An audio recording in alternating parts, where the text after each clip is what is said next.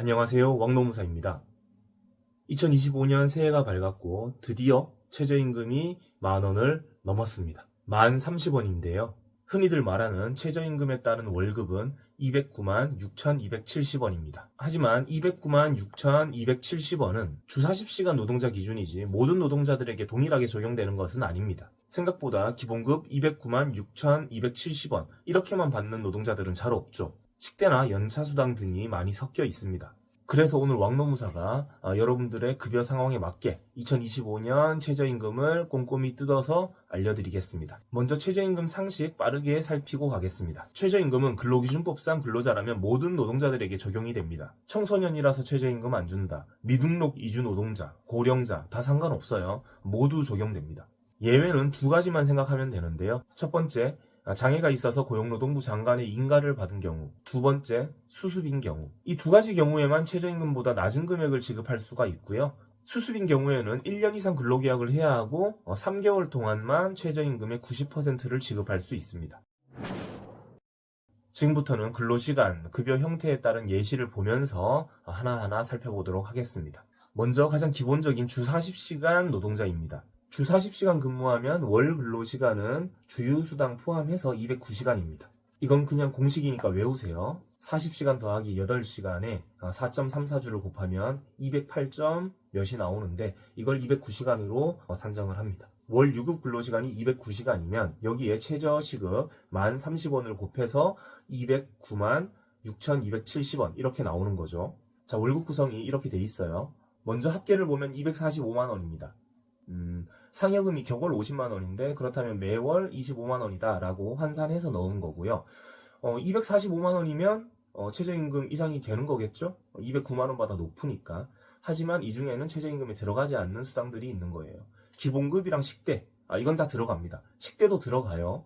비과세 혜택을 위해서 기본급과 식대를 쪼개놓는 경우가 있는데 식대는 최저임금 계산할 때는 들어갑니다. 이 연차수당은 묻지도 따지지 말고 그냥 빼요. 연차수당은 소정근로에 대한 대가가 아니라 연차를 안 썼을 때 보상받는 그런 수당이기 때문에 연차수당은 월급에 매월 고정으로 이렇게 들어가 있어도 그냥 빼면 됩니다. 자, 이 상여금, 이게 문제인데 이거 어떻게 될까요? 이것도 빠져요. 격월 지급이라서 빠집니다. 지금 이게 통상임금의 문제라면 이 상여금도 통상임금에는 들어갈 수 있는데 최저임금 따질 때는 무조건 매월 지급해야 돼요. 매월 지급하지 않기 때문에 이 상여금은 빠집니다. 그렇게 되면 연차수당 상여금 빼면 190만 원이죠? 그럼 최저임금 미달이 나옵니다. 여기는 충분히 최저임금 이상을 지금 임금 수준으로도 지급할 수 있었음에도 최저임금 미달이 나오는 거죠. 상여금만 격월 지급이 아니라 매월 지급으로 하면 되는 겁니다. 자, 여기서 한번 정리하고 가면 기본급은 당연히 최저임금에 들어가고요. 매월 고정적으로 지급되는 복리후생 성격의 금품들, 식대나 차량 유지비 이런 것들은 최저임금에 다 들어갑니다. 연차수당 빠지고요. 상여금도 매월 지급되는 것은 포함되지만 매월 지급되지 않으면 빠집니다.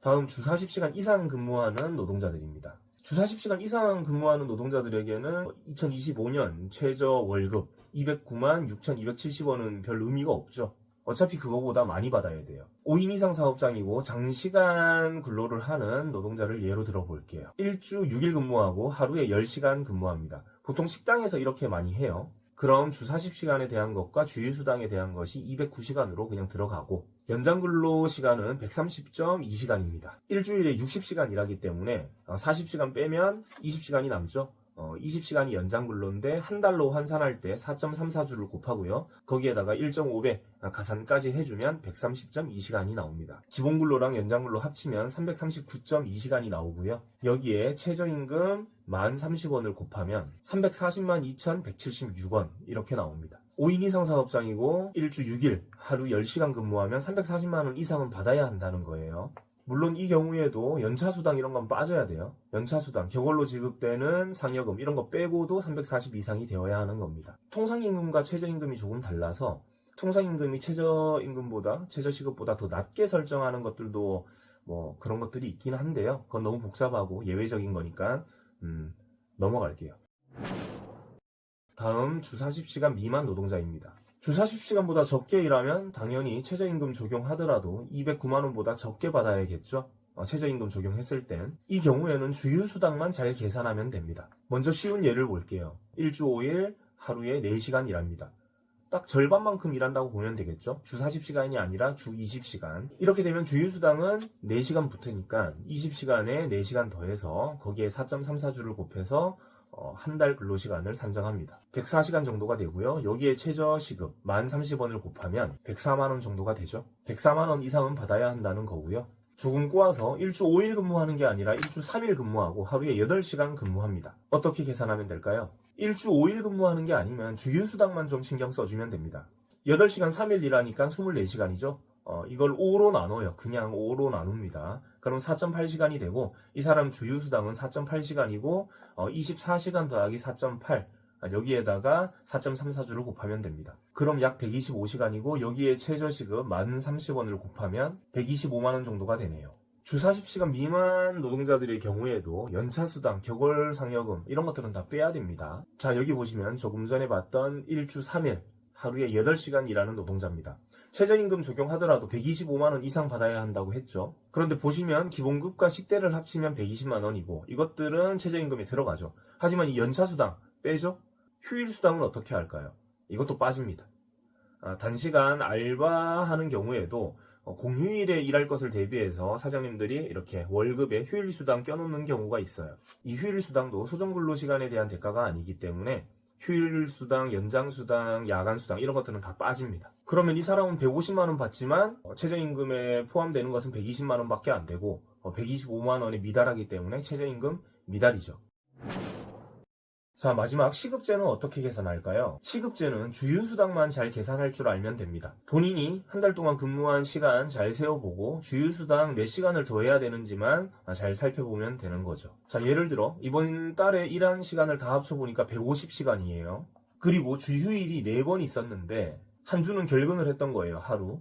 그러면 주휴 4개 중에 하나는 빠집니다. 그럼 주휴는 3개만 이제 적용하면 되는 거고요. 하루 소정근로시간이 6시간이라면 6시간 곱하기 3일에서 18시간을 더해주면 되죠. 그럼 150시간에 18시간 더해서 168시간 곱하기 1030원. 168만 5천원 정도가 됩니다. 마지막으로 주휴 포함 시급 이런 것들도 궁금해 하시는 분들이 있더라고요. 근로계약서를 쓸 때부터 주휴 포함 시급으로 쓰는 경우가 있어서 그런 것 같은데요. 2025년 주휴 포함 시급은 12,036원입니다.